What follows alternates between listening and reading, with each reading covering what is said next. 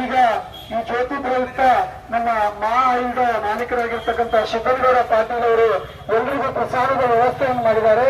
ದಯಮಾಡಿ ಬಂದಿರತಕ್ಕಂತ ಎಲ್ಲ ಭಕ್ತಾದಿಗಳು ಜೊತೆಗೆ ಜ್ಯೋತಿಯೊಂದಿಗೆ ಬಂದಿರತಕ್ಕಂತ ಎಲ್ಲ ಪೂಜ್ಯರು ಎಲ್ಲರೂ ಕೂಡ ಈ ಪ್ರಸಾದವನ್ನು ಸ್ವೀಕರಿಸಿ ಮುಂದೆ ಜ್ಯೋತಿಯನ್ನ ಮುಂದೆ ಸಾಗಿಸಲಾಗುವುದು. ದಯಮಾಡಿ ಎಲ್ಲ ಭಕ್ತಾದಿಗಳು ಈ ಪ್ರಸಾದವನ್ನ ಸ್ವೀಕರಿಸಿ ಮುಂದಕ್ಕೆ ಹೋಗ್ಬೇಕು.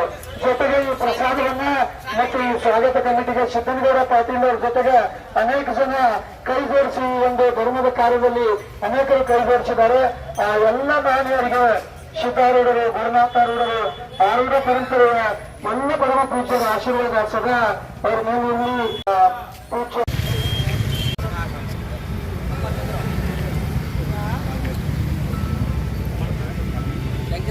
हाँ